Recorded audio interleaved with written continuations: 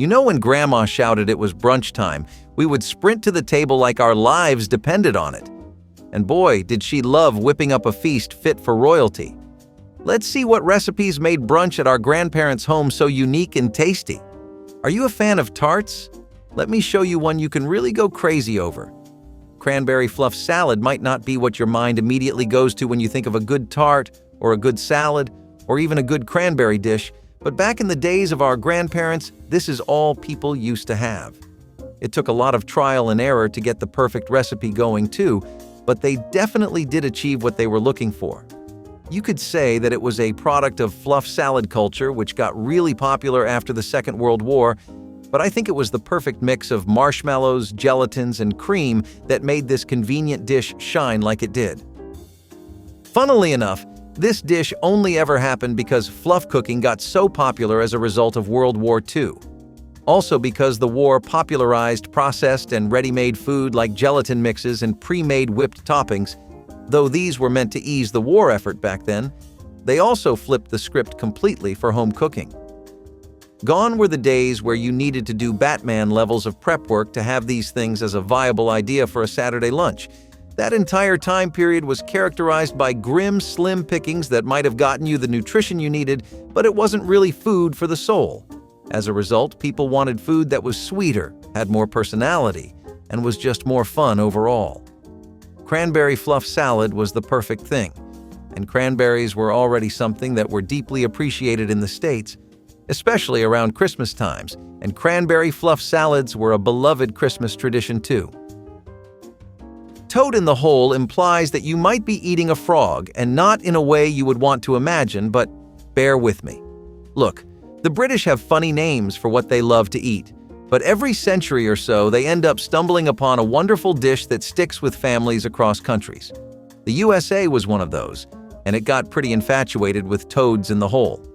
This dish is actually just a sausage surrounded by a crispy layer of Yorkshire pudding batter, which gives this dish an extremely unique texture and experience. You might taste something like this again in your life, but you won't bite something like it again. It takes your typical pork sausages, the Yorkshire pudding, a gravy made of onions, which really goes well with the sauce, and even a bit of wine or Worcestershire sauce for a bit of a more complex flavor profile. You can put vegetables, but traditional takes on the dish are often only focused on the sausage, batter, and gravy aspect. You would make the batter in like 30 minutes, because letting it rest was important. You had to preheat the pan too, so that the dish would rise properly and brown the sausages as well. This was a hard dish to prepare, which is why it was really a labor of love. If you ever had these at your grandma's place, maybe call her up and give her some appreciation for it too. It's simple, but it's a traditional British meal that made its way to America and stayed for a very long while before tastes shifted and people moved on to bigger and flashier foods that had the power to go viral on social media. It's definitely what one would consider family cooking. Sausage balls are actually something that you can vibe with a lot easier. It's also yet another thing that we got as a result of the war and how it handled food throughout the nation. I don't think the government ever saw this kind of culinary innovation coming when they decided to go all in on rationing things and making canned food popular, but you never know what goes on in the mind of a good chef. Kind of a testament to human creativity, right? You don't have to give all the credit to them, though. General Mills also helped out a lot here. They're the ones that made Biscuits, which was this 1931 mix of baking powder, shortening, and flour. It helped in a lot of dishes, but for sausage balls, it was a key player. Though it's not the shape you're used to seeing them in, it's still the same old friend that's gotten you through several awful evening shifts and long dreaded days at university. Anyone knows that the place of sausages in American culture, whether we're talking about getting a hot dog off a street stall or prepping a proper dog on the grill at home, it's something that a lot of citizens just consider a thing you know and do. Sausage balls were a way to keep the momentum for sausages going, as everything could use variation once in a while. You take Biscuits, which gives a ready-made mix and gives a solid base for the sausage balls, and cheese, which holds the shape together and gives it that comfort factor.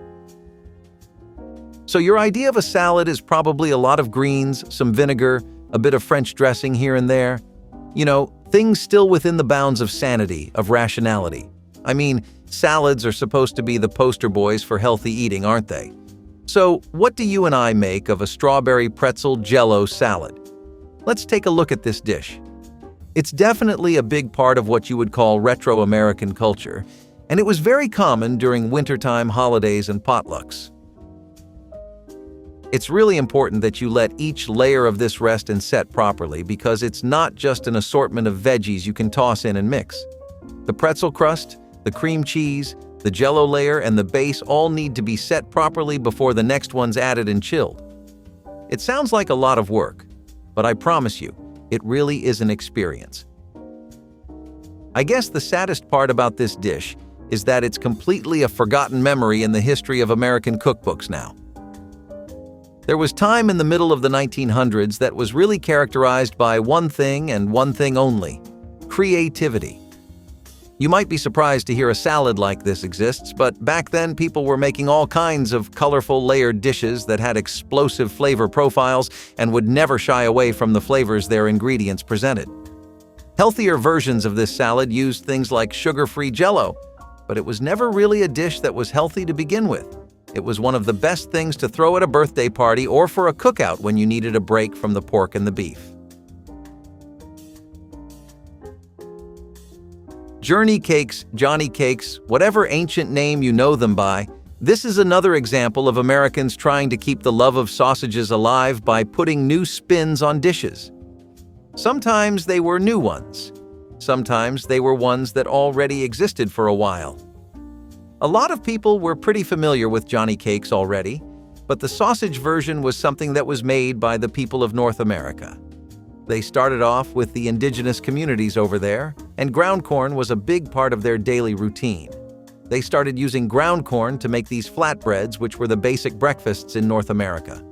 Eventually, farmers started getting their hands on a bit more pork than before, and thus sausages were brought into the mix. It's really a great lunch or breakfast. Doesn't bloat you, doesn't leave you running close to empty still, and feels great while tasting delicious. People kind of debate where the name came from, though. There wasn't really a Johnny that made this dish popular, nor was there any kind of historic or iconic journey that it was popular with. I guess maybe you could call it an offshoot of Jonakin, which was a New England term that was used for cornmeal cakes and the like, but then again, it's not really the same. Either way, what we're concerned about is how it takes a sausage and makes it shine. It didn't start out this way, as in the North it was really just more corn than sausages. When it hit New England, it was a breakfast meal that would come with molasses or syrup. In the South, you'd instead have cornmeal pancakes, and over time, more and more breakfast items kept getting tacked onto the dish until we hit sausages. Here's a dish that's actually something that'll get you feeling all warm and fuzzy. After all, what else does a good chiffon cake do? And there's no better one than coconut chiffon cakes. These started becoming popular in the late 1920s, and the earliest reference I could find was of Harry Baker, who kept a secret recipe for 20 years before it finally became public in the 1940s. Before he decided to share his secrets with the wider world, most cakes were pretty heavy and required a lot of batter. That wasn't really to the liking of the upper class, especially when we talk about Hollywood stars who Henry was known to work for. They preferred foreign styles of making cakes, and especially in Europe, chiffon cakes were really popular. Henry got a solid grip on the dish because he prepared so many of them for their special events, and eventually, he developed a perfect recipe that even General Mills had their eye on. When they did get it, they started promoting it in their Betty Crocker recipes, which was a surefire way to bring the cake into the mainstream. That's some real commitment to the bit. But his recipe was sought after because even despite how chiffon cake is naturally a pretty light and airy cake, his was like a floating cloud with the best parts of coconut milk and extract. Also, the shredded coconut on top and the cream of tartar really gave it that finishing touch. If we move on over to the South for a bit, we're going to find that these people dearly love their potato salads. Who can blame them? Region to region, there's no family that doesn't have a deep, intimate relationship with the potato. Arguably one of the finest things to ever come out of Mother Nature, and especially when you make a shout hallelujah potato salad. Before you ask in the comments, I'm just as lost as you on where they came up with the name. I mean, maybe they were Jeff Buckley fans? Side note, I really hope you get the reefer either way. This salad really did want to make you yell hallelujah, so there is that. It just isn't very often that you come across a salad that has it all, you know? The taste, the binge-eating potential, the perfect texture, and the health benefits. This one takes hard-boiled eggs, scallions, paprika, mayo, and potatoes, and a pretty tangy dressing. This is one of those dishes that German immigrants first brought over with them, and I'm personally glad they brought the best of their kitchens. All in all, if you're trying to find a new way to have a delicious salad, this is definitely the best thing on the market. It'll get you feeling fuller and healthier, and it's a lot better than a greasy street-side sandwich which your doctor may be recommending you to eat a lot less of. Speaking of comfort food that doesn't ever really get old, let's talk about Big Mama's egg pie. Funny name, right? A lot of people think the title came from the rural South. There, the mom of the family was often always in charge of deciding how the family would eat, a lot more so than other communities. They became known affectionately as Big Mamas, and it was a pretty cute honorific for Southern Black families. That's how they'd refer to the grandma or the eldest woman in the family who would cook all the delicious things you guys grew up on, like this pie here. When the Great Migration happened and those communities first flocked to America, they brought over a slew of family-friendly recipes with them, this egg custard pie being one of them. I didn't really get it either until I found out the history behind egg pie and how it's a staple of Southern homes.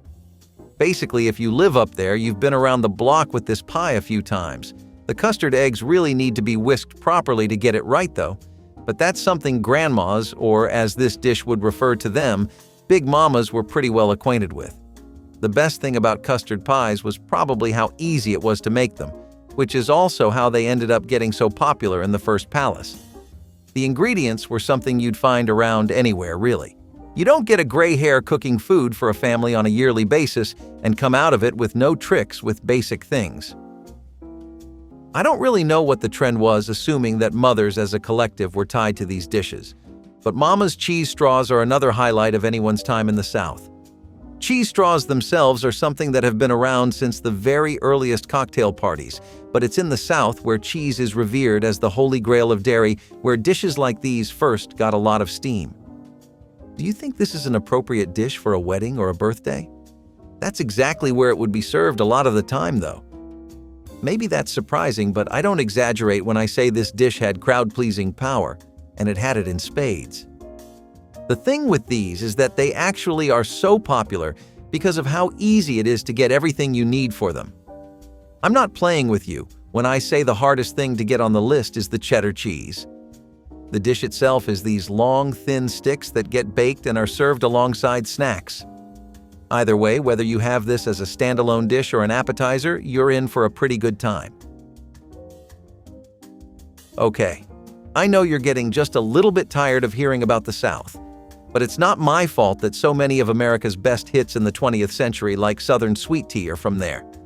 Sure, they might be mostly forgotten now, but if you go just a little back into their heyday, you'll find one of the tea from the most well-detailed and in-depth cups of tea you'll ever have. While the only ones you'd find these days having a genuine cup of green tea are suburban wives who have the time to spend fine-tuning every part of their health, or men who think herbal green teas excuse pounds of bacon and beers over the weekend, Southern sweet tea became a classic for a good reason. That reason was the Prohibition, when alcohol in general was banned for 13 straight years. Back then, people didn't have non-alcoholic beverages like they do today. Sure, there was root beer, but who really cares about that besides 16-year-olds? And don't even get me started on how awful non-alcoholic wine used to be.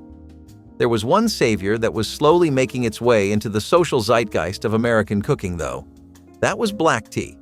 Because while Americans usually had green tea right from China, after the war, America and China weren't so friendly. As a result, they didn't share much either. They then started importing black tea from Sri Lanka and India, which was popularized as sweet tea in the South due to the insane amount of sugar and sometimes corn syrup they would add to this. It would be added hot, then served over ice, so it was really a great alternative to alcohol. It had everything you wanted in tea, and it worked really well if you added lemon into it too.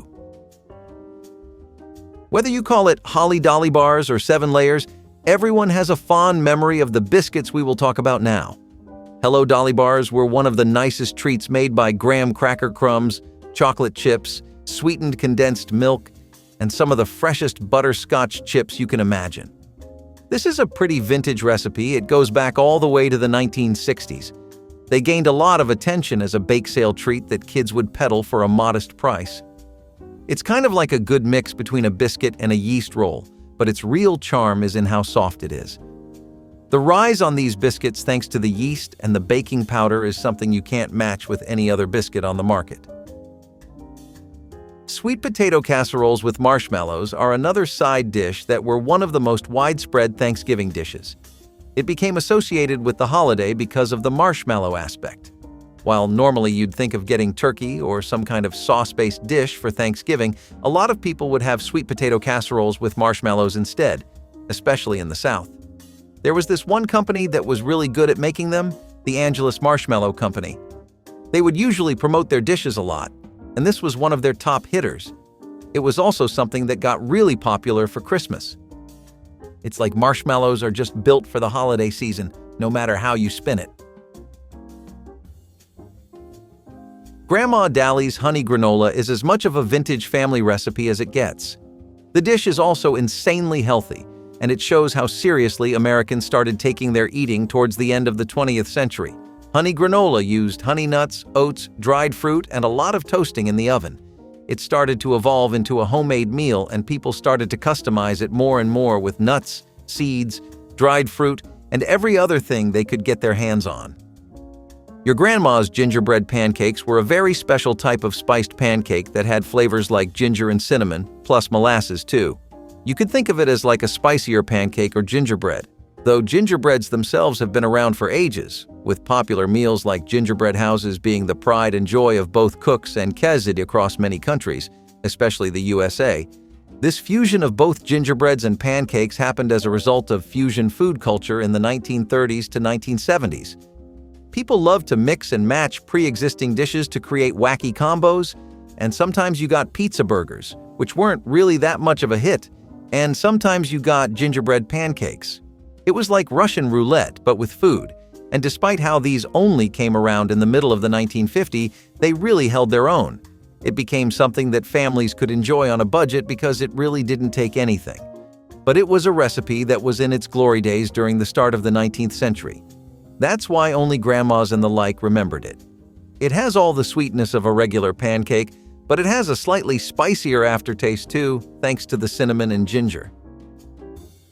Another classic of the 90s that came right from the kitchens of grandmas all over was Grandma Buttermilk syrup. It took a tangy, sweet syrup that used buttermilk, sugar, vanilla, and made a tangy syrup which wasn't overbearing with its sweetness. It started off as this dish that became a rural area-only thing, because the syrup itself was something you could get a lot of mileage out of even if you were stepping away from making pancakes for a bit. And hey, it happens, you can't always chow down on the same thing again and again without something new to keep you excited and on your toes. Plus, some people just lived real far away from any store that had pancake syrup pre-made, and for them, this buttermilk recipe was a savior. Grandma Cheryl's bagels are some of the best bagels you can find. Getting tired of the greasy street ones that don't ever seem to do the trick? Forget those, this is the real deal, right from the cookbooks of 1,000 grandmas you'll never meet, but with all the ingenuity and love that they put in their cooking. It's most popular in Jewish communities because the very first Jewish immigrants from Europe actually brought it over with them. We aren't really sure if there was an actual Cheryl among them who made this dish into what it is today, but what I do know is that there is a lot of community love for this dish. It became known specifically for its softer texture. Most bagels in that era were really stiff, and the pastry was really chewy. In Jewish communities in particular, there was a lot of love for that aspect of the dish. They loved softer bagels that were different from the street-style ones you would usually find. It's not often you get to have such a nice, new, and fresh take on bagels, but when you do, it makes for a great dish. Speaking of something right out of Great Britain that got a lot of traction in Uncle Sam's backyard, Nanny's Newfoundland tea biscuits are a mouthful to say, but something that'll keep your taste buds very satisfied around breakfast time. They shine the best when served with molasses, peanut butter, or strawberry and raspberry jam, and they're really popular in North America and New England. The best part of this dish is how quickly you're able to make it and how you can enjoy it with your afternoon tea. This is a wonderful culinary tradition, and a lot of people have kept it going by serving it up at parties and high teas. Shredded wheat is one of those classic breakfast cereals that got marketed as a health food because of the heavy emphasis on wheat here. It was made by Henry Perky as a nutritious breakfast, and he was actually credited with making the shredded wheat machine too. This helped a lot in separating boiled strands of wheat into thinner ones. Those were then used to form biscuits and would then be baked. The best part about this machine and method was that it let you have all of the nutritional value of an entire wheat kernel, instead of how others would lose some of that in the preparation. Of course, he'd go on to make a company off of the idea too. The cereal machine company in Denver and Colorado started to produce shredded wheat on a smaller scale but bumped things up with a shift to New York. The rest, as they say, is history. It was delicious, and it was made from whole grain wheat. A big staple of healthy eating in the 20th century, it made its name because everyone realized their cholesterol and blood pressure is getting way out of hand. It was out with the bacon and BLTs and in with the salads and oats, or in this case, the wheats. The best part about the dish was that it was really versatile because you could make any kind of biscuit from it. Blueberry crunches were one of the best bakes you could have for breakfast. If you're a fan of all things berry-related and you want more of that in your diet, then you need to pay attention to this one. Did you know we actually used to eat a lot more berries and stuff as a nation? I mean, cranberries alone made up a lot of Christmas sales because people would go insane for sauces and the like. Strawberries, whenever they were in season, were always something companies needed for Jam's row desserts. By comparison, blueberries have been a bit underrated, but this dish really showcases how well they can work if they're given the chance. This has a bread or oatmeal base, and it's topped with oats, breadcrumbs, or nuts and dried fruit. It's up to you. It's kind of a sweet breakfast casserole. The entire idea of a breakfast casserole is a pretty ancient one, but this is a modern rendition on it comparatively because it only came out in the last century. Man, I can't tell you how many grandmas would spam this dish whenever they'd run out of things to make. It was like an old reliable. You know what I mean? The perfect kind of thing to feed a hungry crowd. Sure, you had your blueberry pancakes and your muffins, but that doesn't have the sheer star power of a casserole. Let's go a little bit towards what's underappreciated on the savory side of things, shall we? I'm specifically talking about mushrooms and how dishes like caramelized mushroom and onion frittata didn't come back into style until the middle of the 20th century. That was when the interest in foreign cooking first and started growing really strongly, and people wanted to move on from the coq au vin and the beef Wellingtons, instead preferring to explore more of what other cultures had to offer. Italians actually pioneered this dish, so it was definitely on the list for restaurants to incorporate and people to try. It's an egg dish, but it's an open-faced omelet that's filled with mushrooms, onions, and spices. It gets caramelized to bring the sweetness out of the onions, but the toasting works wonders for marshmallows too. It sounds like a simple dish, but people would mix it up with incorporating leftovers into it too. They would put in vegetables, meats, and cheese, and it would give the frittata a lot of personality and substance. Besides, no mushroom dish is lacking in style, right? I know I said people were throwing out the BLTs, especially variations on the dish like BLT Egg Bakes, but it really wasn't easy for them. BLTs were something that got so deeply ingrained into the culture of America that breaking up with them was an actual struggle. You know how you change your dog's favorite food because, well, it might taste good, but it gives him a lot of vet runs down the line? Or how you have to change your favorite snack because the other one's just too bad for your teeth or something? Letting go of this baked egg casserole was hard, man. The BLT sandwich has a lot of history. It goes back to the start of the 1900s, and it was one of the first simple American sandwiches that people started playing with. Egg casseroles and bakes, on the other hand, would become a mainstream home chef classic in the 1950s and 60s, where there was just a large focus on bakes and egg-based dishes. It's because they were so easy to prepare that they got as popular as they did. They also worked the best with sandwiches, so it seemed like that there was no avoiding the eventual fusion of these two dishes. So it happened that the BLT Egg Bake was eventually made, with all the comfort of a sandwich that you could have for lunch or breakfast, and all the crowd-filling capabilities of a baked egg casserole. It was a very flavorful, heavy dish that was a massively big upgrade from the canned, convenience-oriented cooking that the World War era brought on. Not all convenience food was bad, though. Some were the perfect thing for a party, and if you've ever had bacon roll-ups, you know just what I mean. These are one of the first definitions of finger food that you'll find throughout the wide lands of America. You take bacon, which is something that we all hold pretty dear to our hearts, grandma and grandkid alike, and you wrap it around this cream cheese pastry filling that then gets baked until it's crispy. Think thinner vegetable rolls, but they're filled with bacon and cheese instead. As far as appetizers went, this was like the Britney Spears of the entire industry. It became near impossible to beat it because of how versatile, easy, and delicious it was. Something home cooks could make in literally some minutes and serve to an entire crowd. That wasn't its biggest strength, though. The real pull of a bacon roll-up is having 10 different kinds of cards to play, but all in one. This is because the fillings can be switched around with different ingredients. You can make it a meat-only filling, a vegan-friendly filling, a seafood filling, a mushroom-based one. You get the idea. There's a lot of versatility to go around, even more than there are bacon roll-ups. Sure, they might not be the best for your heart, but whenever these were up at a party, you could almost be guaranteed that platters would be emptied out completely afterwards.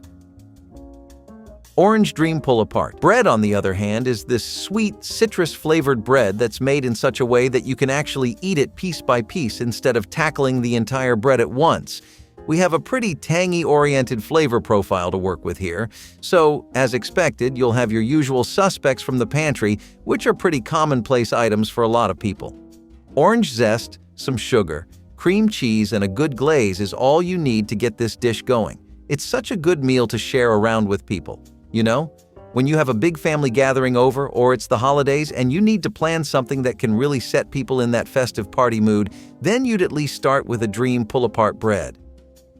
Although, this is definitely your grandma's idea of what party food looks like, because for millennials it wouldn't cut it, which is also probably why your grandma's place is where you'd find this and only there.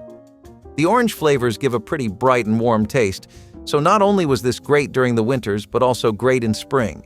It was the perfect brunch item too, because it went great along with tea and muffins, stuff like that. There was a lot of charm to a dish that you could pull apart and eat with your friends and family instead of everyone having their own plate. It was kind of like that scene in Charlie and the Chocolate Factory where the kid shares his one chocolate with all of his family, even his grandparents. Let's take it up a notch with a full-on cake since we're ending on sweeter notes anyway. I mean, maybe that's to be expected when the theme is what your grandma had for brunch. One thing you can be certain she was having was apple coffee cake. Think that's an odd mix of flavors? What could coffee do for an apple and vice versa? Both of them seem to be better off on their own, but you'd be surprised what the magic of cooking techniques and some simple spices can do for a dish. Coffee cakes are already something that don't really need any kind of explanation. They came from Europe, stayed in America because they were delicious and a perfect meal for social gatherings, and it's been a brunch staple ever since. Apples, on the other hand, are one of the few things that America can natively grow, besides pumpkins and the like, so whenever a good harvest of apples was due, you could be sure that you'd be smelling a lot of apple coffee cake in many neighborhoods. It was definitely a fall dish, as that's when the harvests were at their peak and apples were in season. It was a perfectly homely dish, one that made you feel warm and comfortable but also full.